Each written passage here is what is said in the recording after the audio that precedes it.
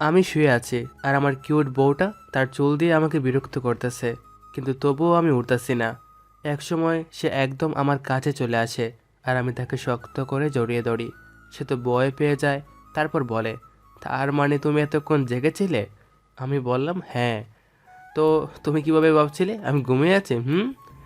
এরপর যেই না আমার বউয়ের মুখ আমার মুখের কাছে নিয়ে এসেছি, অমনি মনে হচ্ছে কেউ একজন আমার কম্বল ধরে টানতেছে। তাই তাড়াতাড়ি উঠে পড়ি আর দেখি আমার মা আমার কম্বল ধরে টানতেছে। আপনারাই বলেন তো কেমন লাগে? আমার এমন সুন্দর স্বপ্নটা ভেঙে দিল। আমি এমনিতেই সিঙ্গেল, কত কষ্ট করে একটা স্বপ্ন দেখছিলাম, সেটাও আমার নিজের মা ভেঙে দিল। মনটা চায় কচু গাছের ডালের লগে ঝুলতে, কিন্তু ঝুলুম না যদি ডালটা ভেঙে যায়। এবার আসুন, তাই মায়ের উপর রাগ দেখিয়ে বললাম, এই তুমি কি আমার নিজের মা? এই সকালবেলা নিজের ছেলের কম্বল নিয়ে টানাটানি করতেছো? ওই ফাজিল, ঘড়ির দিকে তাকিয়ে দেখ তো কয়টা বাজে। আর তুই সকাল বলতেছিস? মা রেগে বলল কথাটা। তারপর ঘড়ির দিকে তাকিয়ে দেখি 9:30 বাজে। আমি বললাম, দূর মা, আর একটু আগে ডেকে দিবা না? কলেজের জন্য কত দেরি হয়ে গেল। আর তোর কলেজে যাইতে হবে না? কেন? ঋতু আসতেছে, ওকে নিতে বাস স্ট্যান্ডে যা। ও কেন আসতেছে? আর কয়দিনের জন্য? কয়েকদিনের জন্য না, ও এখন থেকে এখানেই থাকবে। আর তোর কলেজে ভর্তি হয়েছে। এখন যা, ফ্রেশ হয়ে নে। আর আমি নিচে যাচ্ছি নাস্তা তৈরি করতে। নাস্তা করে ওকে নিতে যাবি। ওকে। তারপর আর কি, এক দূরে চলে গেলাম ওয়াশরুমে। আসুন ফ্রেশ হতে হতে পরিচয় দেই, না হলে আবার আমাকে পাগল ভাবতে পারেন যে পরিচয় ছাড়াই বক বক করতেছি। তাই পাগল আপনারই হন। আমি পরিচয় দেই, আমি মোহাম্মদ আরাফাত রহমান, বাবা মার দুই মাত্র সন্তান। মানে আমার একটা বোনও আছে, আর আমার বাবা ব্যবসা করে, মা গৃহিণী। আমি অনার্স প্রথম বর্ষে পড়ি, আর যাকে আনতে যাব সে হলো আমার ফুফাতো বোন ঋতু, অনার্স দ্বিতীয় বর্ষ। এতটুকুই জানেন, বাকিটা গল্প পড়ে জানতে পারবেন। এরই মধ্যে আমার ফ্রেশ হওয়া শেষ। তারপর নিচে গেলাম, কিছু নাস্তা করলাম আর বেরিয়ে পড়লাম বাস স্ট্যান্ডে। এরই মধ্যে মাহির ফোন। আপনাদের বলে রাখি, আমার দুইটা ফ্রেন্ড আছে, জিগারের দোস্ত, একটা আবিদ আর একটা মাহি। হ্যালো। বল। কে রে, কলেজ আসবি না? দোস্ত, আজকে না আমার শরীরটা খারাপ লাগতেছে, তাই যেতে পারবো না। মিথ্যা বললাম, সত্যিটা বললে জ্বালাতে জ্বালাতে শেষ করে দিত যে আমি একটা মেয়েকে আনতে যাচ্ছি। কেন রে, খুব খারাপ লাগছে নাকি? আমরা আসবো? আরে না, সেরকম না, এমনি রেস্ট নিলেই ঠিক হয়ে যাবে। ওকে, তাহলে সাবধানে থাকিস। বাই। আর কোনো দরকার হলে ফোন দিস। Okay, by. মায়ের সাথে কথা বলতে বলতে চলে আসলাম বাস স্ট্যান্ডে। এসে দেখি কোনো বাস আসেনি, আর আমি জানিও না কোন বাসে আসতেছে। তাই আমি বসার জায়গায় বসে আছি। একটু পর দুইটা বাস আসলো। একটু পর হঠাৎ কেউ একজন আমার চোখ ধরে ফেললো, আর আমি ভয়ে হুট করে তাকে জড়িয়ে ধরলাম। তারপর সে আমার চোখ ছেড়ে দিল, আর আমি তার দিকে গড়ি অবাক। মনে হচ্ছে আমার সামনে কোনো এক পরী দাঁড়িয়ে আছে। ওকে সেই ছোটোবেলায় দেখেছি, আমার তো ওর দিক থেকে চোখই ফিরছে না। এর মধ্যে ও বলে উঠল, এই, কি দেখছিস এমন করে? পরী দেখি। কি? এখানে পড়ে আসলো কোথা থেকে? এই তো আমার সামনে দাঁড়িয়ে আছে। দেখলাম ঋতু বেশ লজ্জা পেয়েছে, যা দেখেই বোঝা যাচ্ছে। তাই আর কিছু না বলে একটা রিক্সায় ডাক দিলাম, আর দুজনে উঠে পড়লাম। তারপর রাস্তায় আসার সময় দেখলাম ও বারবার আমার দিকে আর চোখে তাকাচ্ছে, আর আমি তাকানোই চোখ ঘুরিয়ে নিচ্ছে। তারপর হঠাৎ সে বলে উঠল, তোকে তো জিজ্ঞেস করে হলো না কেমন আছিস। কেমন আছিস? ভালো, আপনি? হুম, আমিও ভালো। তারপর আর আমাদের কোনো কথা হয়নি, সোজা বাসায় চলে আসলাম। এসে কলিং বেল দিতে আম্মু এসে দরজা খুলে দিল। মনে হয় দরজার পাশে দাঁড়িয়েছিল আমাদের আসার অপেক্ষায়। তারপর ঋতু সোজা আম্মুকে জড়িয়ে ধরলো আর বলল, কেমন আছো মামি? ভালো মা, তুই কেমন আছিস? হুম, ভালো। মামা কোথায়? অফিসে গেছে রে মা একটু। আমি আসছি তাও। মন খারাপ আর কান্না কান্না ভাবে বলল, মন খারাপ করিস না মা, এখনই চলে আসবে। কি একটা দরকারি কাজ আছে তাই গেছে। হুম। তারপর মা বলল, আরাফাত, যা তো ঋতুকে ওর ঘরটা দেখিয়ে দে। হুম। ঋতু আপু আসেন। আমি আপু বলাতে সে রেগে বোম হয়ে গেল। মা সামনে আছে তাই আর কিছু বলতে পারলো না। তারপর আমি ওনাকে ওনার গড় দেখিয়ে দিয়ে নিজের গড়ে চলে এলাম, গোসল করে নিলাম। একটু পর মা এসে দুপুরের খাবারের জন্য ডেকে গেল। আমি আপুর রুমে গেলাম, দেখে সাজতেছে। তাই আমি বললাম, খাবেন না? সে বলল চল। তারপর আমরা নিচে গেলাম, দেখি আব্বু আর আম্মু বসে আছে আমাদের জন্য। ঋতু গিয়ে তো আব্বুকে জড়িয়ে ধরলো। তারপর সবাই মিলে খাওয়া দাওয়া শেষ করে যার যার ঘরে গেলাম আর আমি ঘুমিয়ে পড়লাম। বিকালে হঠাৎ করে ঋতু এসে ডাকতে লাগলো আর বলল, ওই আরাফাত, ওঠ না, চল বাহির থেকে ঘুরে আসি। দূর, এই সময় আর ডাক দিয়ে না তো, যাবো না, ঘুমাতে দেন। দাঁড়া, তোর ঘুমানো বের করছি।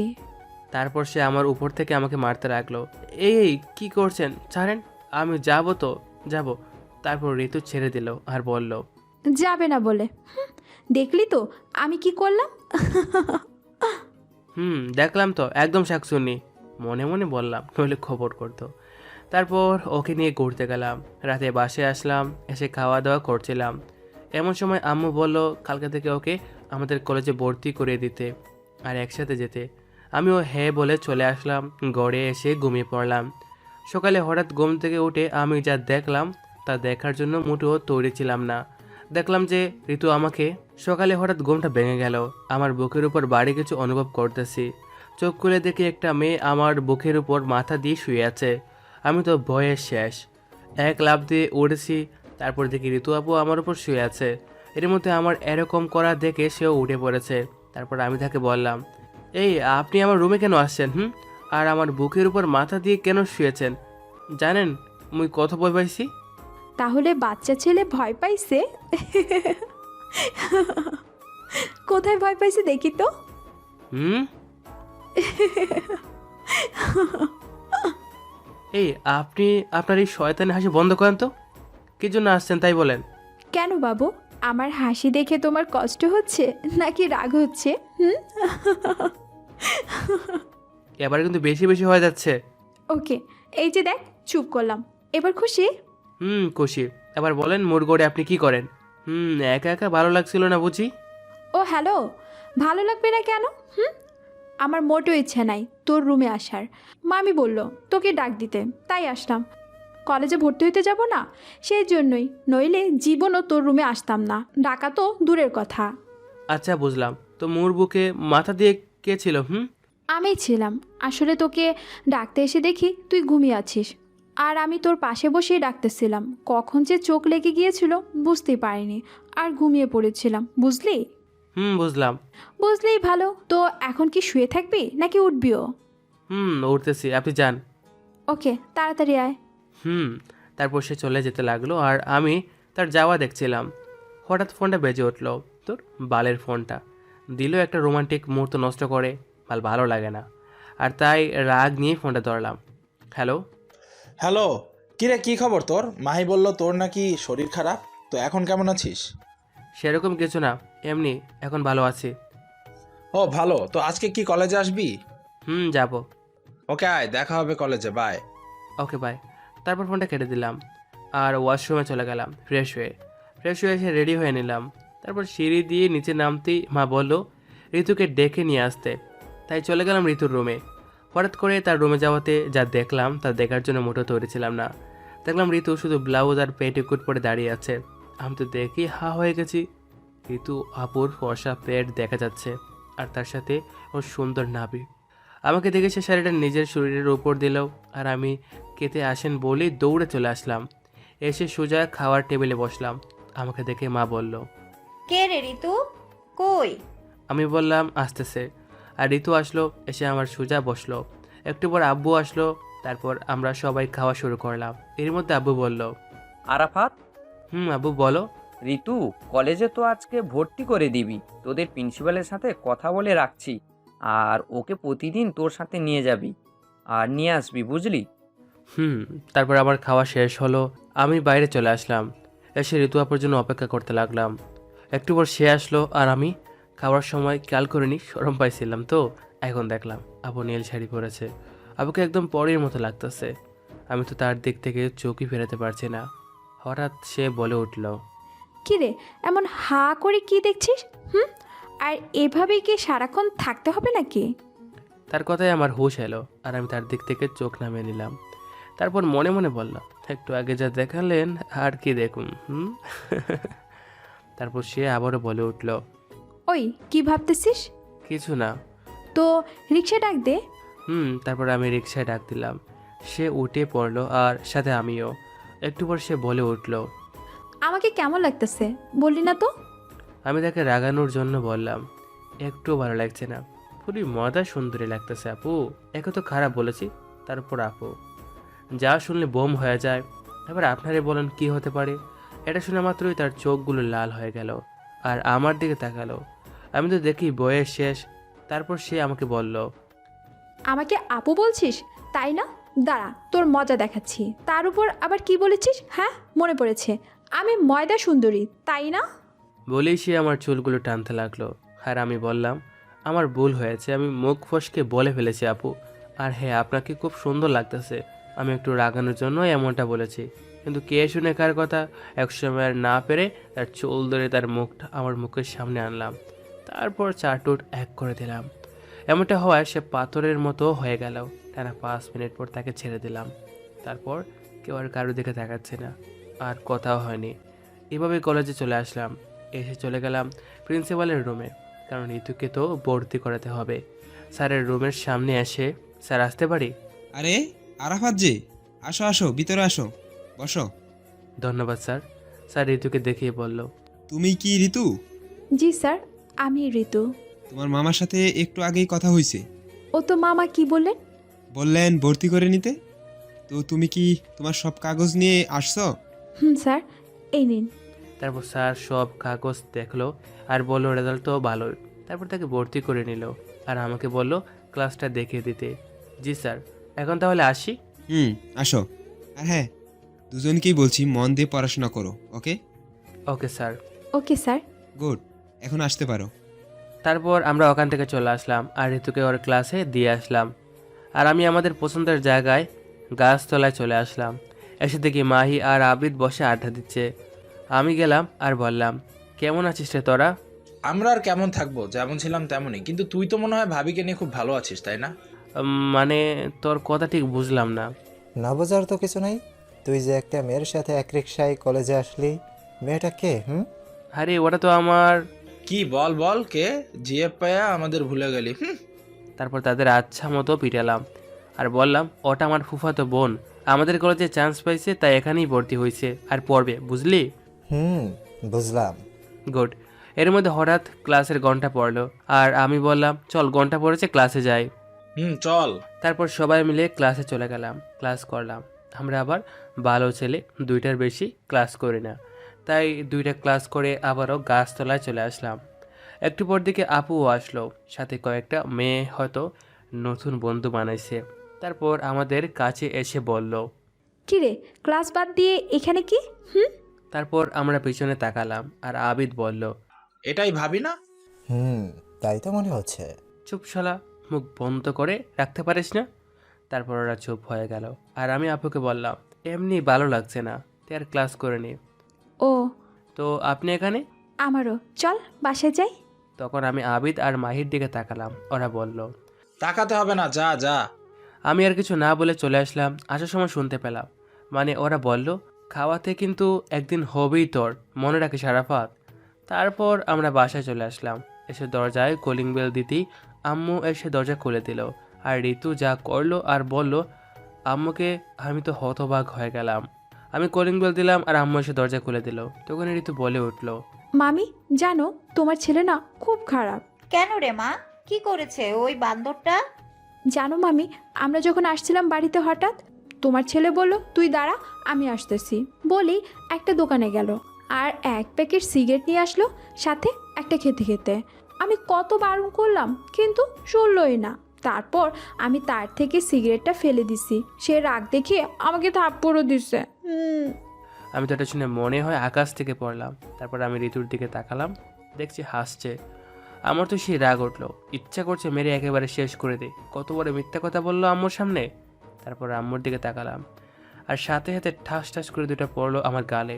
আর আম্মু তো রেগে আগুন। আম্মু তখন আমাকে বলল, এই শিক্ষা দিছি যে রাস্তাঘাটে সিগারেট খাবি? পুরো রেগে মেগে কথাটা বললো আম্মু। আমি তখন ভালো ছেলের মতো কান্না কান্না ভাবে বললাম, বিশ্বাস করো আম্মু, আমি সিগারেট খাইনি, ঋতু মিথ্যা বলছে, আমাকে ভাসানোর জন্য এসব বানিয়ে বানিয়ে বলতেছে। তখন আম্মু বলল, ওই, আমার মেয়ে মিথ্যে বলবে কেন? ও তোর কোন জন্মের শত্রু যে মিথ্যে বলবে? হুম? এর মধ্যে ঋতু বলে উঠল। থাক মামি, ছেড়ে দাও, আর কিছু বলো না, আমিও অনেক বকেছি। তখন আম্মু বলল, আমার মেয়ে বলল বলে তোকে ছেড়ে দিলাম, নয়তো? হায় রে দুনিয়া, নিজের মা দিকে আজকাল নিজের কথা বিশ্বাস করে না। কোথাকার বালের মেয়ে তার কথা বিশ্বাস করে, যে কিনা মিথ্যা বলতে উস্তাদ। এর মধ্যে আম্মু আবার বলে উঠল। আর যেন কোনোদিন না শুনি এসব খাওয়ার কথা। আমি শুধু মাথা নেড়ে চলে আসলাম ঘরে। ঘরে এসে আমার তো খুব রাগ হচ্ছিল। ঋতুর বাচ্চা কেমনে এটা করতে পারলো আমার সাথে? কেন আম্মুকে এসব বললো?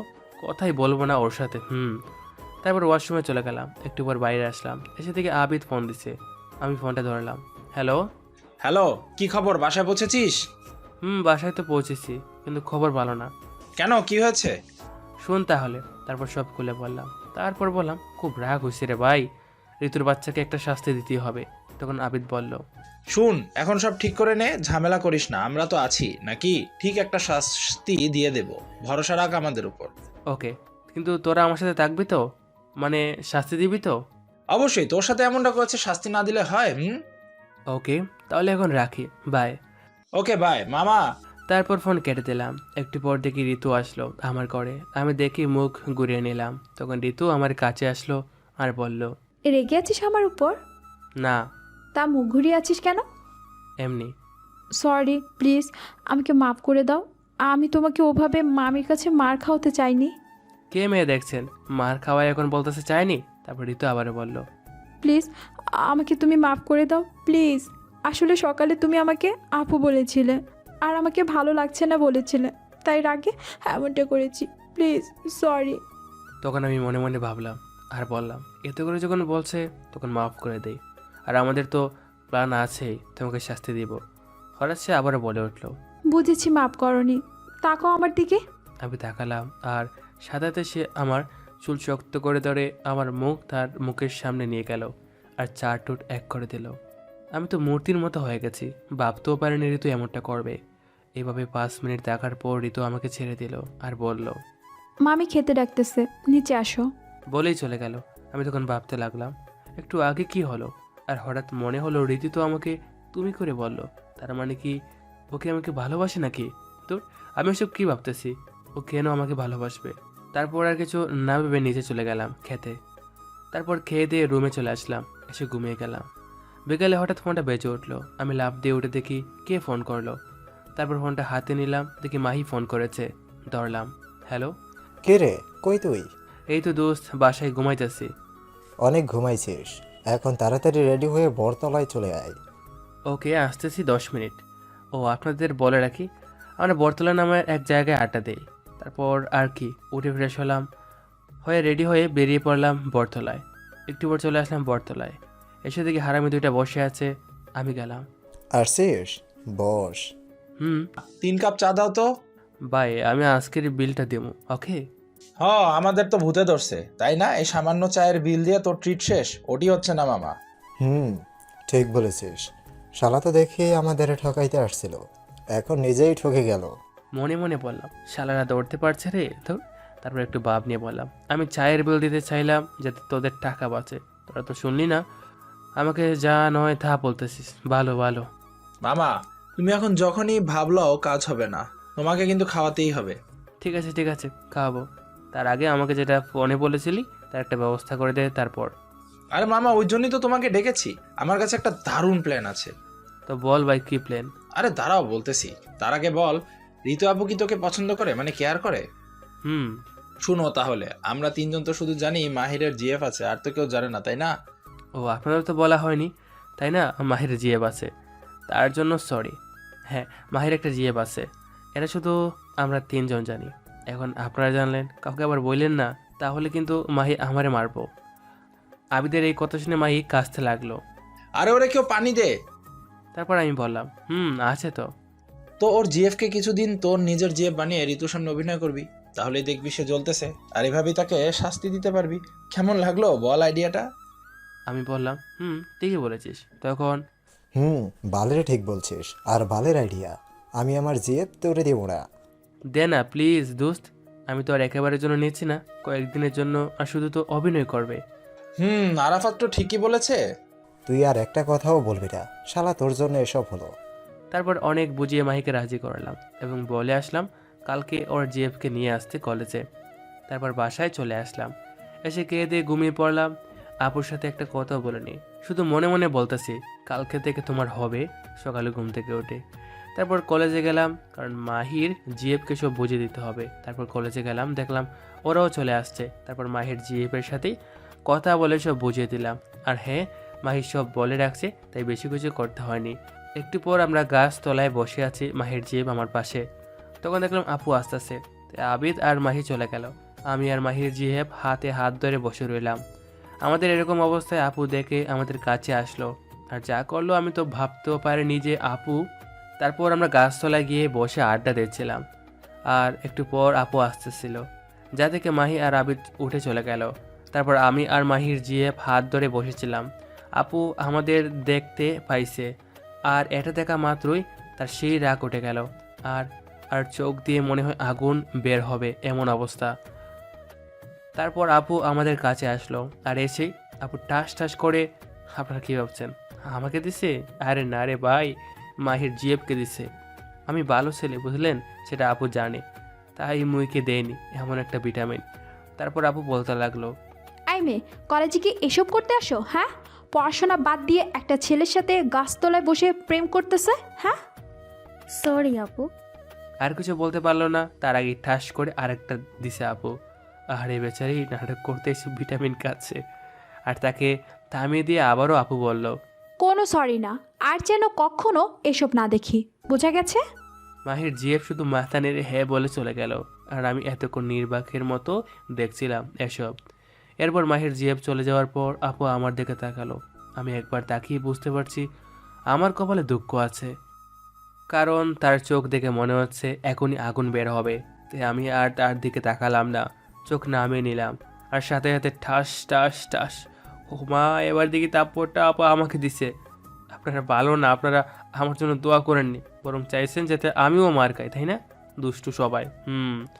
আসুন, আমি যেহেতু থাপ্পড়টা খেয়েই ফেলেছি, তখন কি আর করার। তারপর আপু আমাকে বলল, এইসব কি? তুই মেয়েদের সাথে হাত ধরে বসে থাকিস, তাদের সাথে প্রেম করিস? আপু আমি তো। চুপ, আর একটাও কথা বলবি না। তুই চল আজকে বাসায়, তারপর তোর হবে। প্লিজ আপু, বলতে না বলতেই ঠাস করে আবার চোর। এবার আমি বুঝতে পারছি চোরটা কেন দিল। আপু বলছি তো, তাই দিছে। সরি ঋতু, আর কখনো এমনটা হবে না, প্লিজ। বাড়ি থেকে কিছু বইলো না, প্লিজ প্লিজ। ঋতু আমার মুখ থেকে তুমি শুনে আমার দিকে তাকালো, দেখে বোঝা যাচ্ছে তুমি করে বলাতে রাগটা কমাচ্ছে। তারপর সে আমাকে বলল, কেন তুমি ওই মেয়েটার সাথে ওইভাবে বসেছিলে? কেন ওর সাথে প্রেম করছিলে? জানো না আমি তোমাকে? তুমি আমাকে কি কিছু না। না বললে কিন্তু আমি আবার ওই মেয়েটার কাছে চলে যাব। তখন ঋতু আমাকে জড়িয়ে তোলো আর বলল, দেখি তো কেমন করে যাও। আরে কি করছে, সবাই দেখছে তো। দেখুক, তাতে আমার কে? আপনার না হলেও আমার অনেক কিছু, ছাড়েন। তারপর জোর করে ঋতুকে ছাড়ে নিলাম। তারপর আমি বললাম, তুমি যদি না বলো তুমি আমাকে কি, তাহলে আমি কিন্তু কখনো তোমাকে তুমি করে বলবো না, আর কথাও বলবো না। ঋতু তারপর আমার দিকে তাকিয়ে আবার নিজের দিকে তাকিয়ে বলল, আমি তোমাকে ভালোবাসি। আমি মনে মনে বললাম, এটাই তো সেই কবে থেকে শুনতে যাচ্ছি। তারপরে একটু না জানার ভান করে বললাম, কি এসব কি বলতেছেন, মাথা ঠিক আছে? তারপর ঋতু বলল, আমার মাথা ঠিক আছে, প্লিজ আমাকে ফিরিয়ে দিও না। বলে জড়িয়ে ধরলো। আরে পাগলি, সে ছোটোবেলা থেকে তোমাকে ভালোবাসি আমি, আর তোমাকে পেয়েও ফিরিয়ে দিব। আমার কথা শুনে ঋতু আমার দিকে তাকালো আর বলল, তাহলে এতদিন বলনি কেন? আর ওই মেয়ের সাথে ওসব তাহলে কি ছিল? তারপর পিছন থেকে হাত তালির শব্দ এলো। আমরা একে অপরকে ছেড়ে দিলাম। তখন মাহি আর হাবিদ এসে বলল, তাহলে ভাবি শেষমেশ হলেই গেল। ওই কিসের ভাবি? থাক, আর ঢং করতে হবে না, আমরা সবই শুনেছি। আর হ্যাঁ আপু, সরি ভাবি, ওই মেয়েটা হলো আবার জিএম। আপনাকে কালকের জন্য একটু শিক্ষা দেওয়ার জন্য আরাফাত এই নাটকটা সাজিয়েছে। মাহির কথা শুনে আপু আমার দিকে রাগে চোখে তাকালো। আমি বললাম, ভালো, সবই যখন বলে দিলি তাহলে এটাও বল বুদ্ধিটা কার ছিল। বাস্তব দিলি, তাহলে তোরা কেন বাকি থাকবি? আমার কথা শুনে ঋতু হয়তো কিছু বুঝতে পারছে, তাই সে বলল, মাহি, সত্যি করে বলো তো আসল ঘটনা কি? ভাবি আমি বলতেছি, আসলে আরাফাত কালকে আমাকে আপনি কি কি করছেন এসবই বলছে। তারপর আমি বুদ্ধি করে ওকে এসবে কথা বলি যাতে আপনাদের ভালোবাসা প্রকাশ পায় আর কোনো সমস্যাও না হয়। আপুর হাত থেকে বাঁচার জন্য এসব বলল। তারপর আপু কি জন্য ভাবলো আর বলল, ঠিকই করেছো, থ্যাঙ্কস। আর আমার কানে কানে বলল। তুমি খালি বাসায় চলো আজকে। ওরা তখন বলল। ভাবি খালি থ্যাঙ্কস দিয়ে কাজ হবে না, খাওয়াতে হবে। তখন বললাম, ওই কিসের কাওড়ে পেটুক। ওরা তখন বলল। দেখছেন ভাবি, আমরা উপকার করলাম তার জন্য একটু খাওয়ার কথা বললাম আর ও আমাদের পেটুক বলতেছে। ডং করে বলল। তখন আপু বলে উঠল। আচ্ছা ঠিক আছে, খাওয়াবো। তার আগে তোমাদের বন্ধু তো আমাকে প্রপোজই করলো না, তাহলে ভাবি আর হইলাম কেমনে বলো? ঠিকই তো, ওই হারামি ভাবিরে প্রপোজ কর যা। তখন বাপ নিয়ে বললাম, পারবো না। ওরা তখন বলল। কেন পারবি না? তখন বললাম, তোরা শালা সবাই বেঈমান, নিজেরা বাঁচার জন্য আমাকে ফাঁসায় দেস, আর নিজেদের ভালোর জন্য অনেক ক্ষতি হলেও কিছু ভাবিস না। তখন ওরা বলল। দূর, বাদ বাদ দে তো এসব, আর প্রপোজ কর। বললাম তো পারবো না। তখন ওরা কিছু বলার আগে আপু বলে উঠল। কি বললি তুই? আর একবার বলতো। আরে আমি তো বললাম প্রপোজ করবো ভাবতেছি। তখন ওরা হাসতে লাগলো। আমি তখন রাগ দেখিয়ে বললাম, চুপ ছেলেরা। তখন আপু বলল। তাড়াতাড়ি প্রপোজ কর, বেশি সময় নেই। আজকে না করলে হয় না? না, হয় না, তাই আজকে করবি, আর এক্ষুনি। আচ্ছা ঠিক আছে, করতেছি। এত রাগের কি আছে? বেশি না বকে প্রপোজ কর। তারপর প্রপোজ করতে শুরু করলাম। প্রপোজের কথা। তুমি আমার কাছে ম্যাগ, আমার কাছে পড়ি, দিব তোমাকে সময় আমার হাজার ব্যস্ততার ছাড়ি। সকালের সূর্য তুমি, রাতের ওই চাঁদ, ভালোবাসায় জড়িয়ে রাখবো তোমার সারা দিন রাত। হবে কি তুমি আমার পথ চলার সাথী? হবে কি আমার শেষ ভরসা? গোলাপের প্রথমে কলি আসে, পরে আসে ফুল।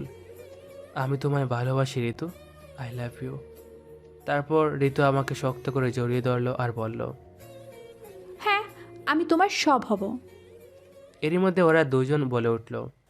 অনেক হয়েছে প্রেম প্রীতি, এখন চলেন, আমাদের ট্রিট দিবেন। যাবো তো। তার আগে মাহি, তোমার জিএফকে, তাকে ডাক দাও। তারপর মাহি তার জিএফকে ডাক দে, সে আসে। তারপর ঋতু তাকে সরি বলে মাফ চায়, সেও মাফ করে দেয়। তারপর তারা সবাই মিলে একটা হোটেলে যায় এবং দুপুরে খাবার খেয়ে নেয় এবং বাড়ি চলে যায়। এভাবেই তাদের ভালোবাসার মধ্যে দিয়ে দিন চলতে থাকে। এভাবে কিছু দিন যায়। কয়েকদিন পর সকালে নাস্তার টেবিলে বসে বসে সবাই নাস্তা করছিলাম। হঠাৎ ঋতু বাবাকে যা বলল তা শুনে মনে হয় আমি আকাশ থেকে পড়লাম। কয়েকদিন পর সকালে নাস্তার টেবিলে সবাই মিলে নাস্তা করছিলাম। তখন হঠাৎ ঋতু আব্বুকে বলল। মামা, আমি তোমাদের কাছে বোঝা হয়ে আছি, তাই না? একটু ডং আর কান্না স্টাইলে। আব্বু তখন খাওয়া বাদ দিয়ে ঋতুর দিকে তাকালো আর বলল। এই সময় কি কথা মামনি? আমরা কখন তোকে এসব বলেছি যে এসব বলতেছিস? মামা, তোমরা তো কিচ্ছু বলনি, বলেছো তো তোমাদের আদরের সন্তান আরাফাত। আমি তো ঋতুর কথায় আকাশ থেকে পড়লাম। আরে আমি এসব কখন বললাম? আব্বু তখন বলল। দেখছো আরাফাতের মা, তোমার ছেলে কতটা কুলাঙ্গার হয়ে গেছে। আমাদের মেয়েকে কি সব বলেছে। ওকে তো আমি বলে লাফ দিয়ে উঠলো চেয়ার থেকে। তখনই আম্মু আব্বুকে আটকালো আর বলল। দেখো, এখন খাওয়ার টেবিলে কিছু করো না। ও না বুঝে করেছে, এবারের মতো ছেড়ে দাও। তখন ঋতু বলে উঠল। থাক মামা, মাফ করে দেন ওকে। দেখ আমার মেয়েকে দেখে শেখ, যাকে তুই কিনা এসব বলেছিস। আর হ্যাঁ, ওর জন্য আর তোর মার জন্য তুই আজকে বেঁচে গেলি। আর যেন জীবনেও এসব কথা না শুনি। আমি তো বয়ে শেষ, তাই শুধু বলে মাথা নাড়ালাম। কারণ আমি বুঝতে পারছি যে আমি যাই বলি না কেন কেউ বিশ্বাস করবে না। তাই দোষটা নিজের গাড়ি নিলাম আর মনে মনে বলতে লাগলাম, ফুফুর বাচ্চা ঋতু, তোরে এটার শাস্তি আমি দিমুই, দেখিস। তুই এই আরাফাতকে চিনিস না। তারপর আব্বু উঠে চলে গেল, সাথে আম্মুও গেল। তখন আমি আর ঋতু ছিলাম টেবিলে বসে। তখন সে বলে উঠল। কিরে, কেমন বাস খাওয়ালাম? আর মেয়েদের দিকে তাকাবি বল, তাদের সাথে কথা বলবি। ও, এবার বুঝলাম কেন ঋতু আমাকে এত বড় বাস দিল। আপনারা হয়তো কিছু বুঝতে পারেননি যে আমার মতো ভদ্র কিউট সাদা সিধা ছেলেকে ঋতু কেনই বা বাস খাওয়ালো আর এসব বলল। আসুন একটু অতীত থেকে ঘুরে আসি। অতীত কয়েকদিন আগের কথা। আমি, মাহি আর আবিদ কলেজে গাছতলায় বসে আড্ডা দিচ্ছি। হঠাৎ করে মেঘলা ফোন করে। ও, আপনাদের তো বলাই হয়নি, মাহির জিএফের নাম মেঘলা আক্তার। নামটা এমনই দেওয়া, কারো এই নামটা হয়ে থাকলে প্লিজ কিছু মনে করবেন না। আর হ্যাঁ, আমার বন্ধু মাহিকে কেফাবেন না, নইলে সে কিন্তু আমাকে মারবে। আমরা ভালোবেসে মেঘলা বলে ডাকি, তুকু মাহি ভালোবেসে মেঘলা বলে ডাকে, তাই আমরাও ডাকি। আমরা জিগারে দোস্ত কি না? তারপর মাহি ফোনটা ধরে তখন মেঘলা বলে, কোথায় আছো তুমি? এই তো শোনা, আরাফাত আর আবিরদের সাথে কলেজের সেই গাছতলায় বসে আছি। কেন, কি হয়েছে? আসলে আমি না একটু শপিং করতে যাব। তুমি কি আসতে পারবে প্লিজ? আচ্ছা ঠিক আছে, কোথায় আসতে হবে বলো, আমি আসতেছি। Thank you Babu. বিগ বাজার মলে চলে আসো। ওকে সোনা, আসতেছি। বাই। বাই, তাড়াতাড়ি আসো কিন্তু। ওকে। তারপর মাহি ফোনটা কেটে দেয়। আর আমরা তাদের উম্মা দেওয়া দেখে বুঝতে পারছি কে ফোন দিছে। তাই আমি বললাম, কিরে মেঘলা কোথায় যেতে বললো? দোস্ত, তুই কিভাবে বুঝলি মেঘলা ফোন দিয়েছিল? শোন, তোর থেকে আমার বুদ্ধি একটু বেশি, বুঝলি? আর তোরা যে উম্মা শুরু করেছিস সবাই বুঝতে পারবে। যাই হোক, কোথায় আর কেন যেতে বললো ভাই, তাই বল। আসলে মেঘলা একটু শপিং করতে যাবে, তাই বিগ বাজারে যেতে বললো। ঠিক আছে, যা যা। রাগ করিস না প্লিজ, বুঝতেই তো পারছিস। ঠিক আছে, যা। তারপর মাহি চলে গেল। তখন আবিদ বলল, মাহি তো চলে গেল ওর জিএফ এর কাছে, তো আমরা এখানে থেকে আর কি করব? চলো কোথাও থেকে ঘুরে আসি, সাথে মেয়েও দেখা হবে নি নতুন নতুন। তো ঋতু জানতে পারলে আমার খবর করে দেবে। আরে ধুর, ও কেমনে জানবে? আমরা তো দুজনেই যাব। ওকে চল তাহলে। তারপর আমি আর আবিদ বাইক নিয়ে চলে গেলাম একটা মলে। হ্যাঁ, আপনাদের একটা কথা বলে রাখি, আমি এরই মধ্যে নতুন বাইক কিনেছি। তারপর আমরা মলে গিয়ে বাইক পার্ক দিয়ে মলের একটা রেস্টুরেন্টে বসলাম।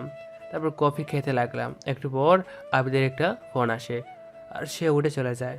তখন আমি বসে আছি একা। হঠাৎ একটা মেয়ে এসে আমাকে আরাফাত বলে জড়িয়ে ধরলো। আমি তো পাথর হয়ে গেলাম। তারপর তাকে ছাড়িয়ে দিলাম আর বললাম, কে আপনি? আরে শাকিলা, তুই কোথা থেকে? চিনতে পারছিস তাহলে? কি যে বলিস, তোরা চিনবো না কেন? তাও ঠিক, আমরা তো একসাথেই পড়ছি, তাই না? এবার বল, তুই এখানে? হুম, আসলে তুই তো জানিস আমার বিয়ে হয়েছে আর আমি ঢাকায় থাকি। আর কয়েকদিন পর আমার এক বন্ধুর বিয়ে, তাই এখানে আসছি। ও ভালো। আচ্ছা, তোর নাম্বারটা দে তো। এই নে। তারপর নাম্বার দিলাম। তারপর আমি আর শাকিলাকে যখন হেসে হেসে কথা বললাম, আমি হঠাৎ খেয়াল করলাম কেউ একজন শাকিলা আমাকে জড়িয়ে ধরার পর থেকে আমার দিকে তাকিয়ে আছে। আমি তার দিকে তাকিয়ে তো অবাক। আর এটা তো ঋতু। এখন আমার কি হবে আল্লাহ জানে। এর মধ্যে শাকিলা বলে উঠলো, আজকে আসি, বাই। বাই। তারপর সে চলে গেল আর আমি দাঁড়িয়ে রইলাম। তারপর ঋতু আমার কাছে আসলো। আমি বললাম, ঋতু তুমি যা ভাবছো। আর বলতে পারলাম না, টাস টাস করে দিল। তুই এতটা খারাপ, একটা মেয়েকে জড়িয়ে ধরেছিস? ছি! তারপর সে চলে গেল। এর মধ্যে আবিদ এসে বলল, বন্ধু কিছু মনে করিস না, আমি শাকিলার আসার পর থেকে এখন পর্যন্ত সবই দেখছি। চিন্তা নাই, সব ঠিক হয়ে যাবে। বুঝ না, সব খালি আমার সাথে কেন হয়? বাদ দে, চল বাসায় যাই। চল। তারপর আমরা বাসায় চলে আসলাম। আস্তে আস্তে রাত হয়ে গেছে, তাই এসে শুয়ে পড়েছি। সকালে কি হলো আপনারা তো জানেনই। আসুন এখন বাস্তবে ফিরি। বাস্তব। এখন ঋতুকে বললাম, চোখের দেখা সবসময় ঠিক হয় না, আর সত্যি হয় না। যার জন্য আমার সাথে এমনটা করলেন সেটা আসলে সত্যি নয়। ও আমার ক্লাস ফ্রেন্ড, আর ওর বিয়ে হয়ে গেছে এতদিন পর দেখা, তাই এমনটা করেছে। আর আপনি কিছু না জানেই ভালো, খুব ভালো। থাকেন বলি উঠে চলে আসলাম। তখন ঋতু ভাবতে লাগলো, আসলেই তো আমার খোঁজ নেওয়া উচিত ছিল। আমি কিছু না জেনে শুনে আরাফাতের সাথে এরকম করলাম। সে যদি আমাকে ভুল বোঝে, ছেড়ে চলে যায়, এ আমি কি করলাম? বলি কান্না করতে লাগলো। তখন মা এসে বলল, কি হয়েছে? সে কিছু না বলে কান্না করতে করতে উপরে চলে গেল। আর আমার রুমের সামনে এসে কান্না করতে করতে বলল, প্লিজ আমাকে মাফ করে দাও, প্লিজ। আমার ভুল হয়েছে, আমি আর কখনো এমনটা করব না, সত্যি। প্লিজ আপনি এখন নেকা কান্না করবেন না তো, আমার ভালো লাগছে না, যান এখান থেকে। আর হ্যাঁ, আমি আপনাকে ভালোবাসি না, যান। যে ভালোবাসার মানুষকে ভুল বুঝে সন্দেহ করে তাকে না ভালোবাসাই ভালো। প্লিজ আরাফাত, তুমি এসব বলো না। তুমি এসব বললে আমি কিন্তু সুইসাইড করব। যা খুশি করেন, জান তো। আমি আপনাকে আর দেখতে চাই না। আচ্ছা ঠিক আছে, ভালো থেকো, বাই। আমি তোমাকে সন্দেহ করি তো, আসলে তোমাকে ভালোবাসি, তাই এমনটা করি। আর হ্যাঁ, তুমি যেহেতু কখনো আমার এই মুখ দেখতে চাও না, আমিও আর দেখাবো না, বাই। বলি কান্না করতে করতে চলে গেল। আমি তখন ভাবতে লাগলাম আসলেই তো, তাই ঋতু আমাকে ভালোবাসে, তাই এমন সন্দেহ করে। আমার এমনটা করা ঠিক হয়নি। তারপর হঠাৎ নিচ থেকে মায়ের চিৎকার শুনতে পেলাম। দৌড়ে গিয়ে যা দেখলাম তা দেখে আমার পায়ের নিচ থেকে মাটি সরে গেল। দেখলাম যে ঋতু। তারপর ঋতু দৌড়ে নিচে চলে গেল আর টেবিলের উপর থেকে ফল কাটা ছুরি দিয়ে নিজের হাত কেটে ফেললো। তখন মায়ের সে দেখে দৌড়ে রান্নাঘর থেকে ঋতুর কাছে আসলো, এসে চিৎকার দিয়ে উঠলো আর বলল কি হয়েছে, কেন সে এমনটা করলো। ঋতু কিছু না বলে মায়ের কোলে জ্ঞান হারিয়ে ফেললো। এর মধ্যে আমি মায়ের চিৎকার শুনে দৌড়ে নিচে চলে আসি। এসে দেখি ঋতুর হাত থেকে রক্ত পড়তেছে, যা থেকে আমার পায়ের নিচ থেকে মাটি সরে গেল। আমি ভাবতে লাগলাম যে ঋতু তাহলে সত্যি সত্যি সুইসাইড করলো। না, আর ভাবতে পারছি না। এর মধ্যে মা বলে উঠলো, দেখ আরাফাত, ঋতু কি করে ফেলেছে, তুই কিছু একটা কর। মা তুমি কান্না করো না, আমি এক্ষুনি ওকে হাসপাতালে নিয়ে যাচ্ছি। বাবা, তাই কর, আমার মেয়েটাকে তুই বাঁচা। তারপর আমি ঋতুকে কোলে তুলে নিয়ে গাড়িতে বসলাম আর নিজে গাড়ি চালিয়ে ঋতুকে হাসপাতালে ভর্তি করে দিলাম। কিছুক্ষণের মধ্যে আবিদ আর মাহিও চলে আসলো। আমি ওদের দেখে জড়িয়ে ধরে কান্না শুরু করে দিলাম। ওরা আমাকে সান্ত্বনা দিতে থাকে আর বলতে থাকে সব ঠিক হয়ে যাবে, চিন্তা করিস না, ঋতুর কিচ্ছু হবে না। কয়েক ঘন্টা পর ডাক্তার বেরিয়ে আসলো আর বলল, রোগীর আত্মীয় স্বজন কে আছে? আমি কাছে গিয়ে বললাম, আমি কি হয়েছে বলুন। দেখুন, রোগীর অনেক রক্ত বের হয়ে গেছে, তাই এক্ষুনি বি পজিটিভ রক্ত লাগবে। তখন আবিদ বলে উঠল, স্যার আমার রক্ত বি পজিটিভ, আমি রক্ত দিব। ওকে, তাহলে আসেন আমার সাথে। চলেন। তারপর আবিদ আমাকে বলল, এই আমি রক্ত দিতে যাচ্ছি, দেখবি ভাবি একদম ঠিক হয়ে যাবে। আর তুই কিন্তু একদম আর কান্নাকাটি করবি না, বলে দিলাম।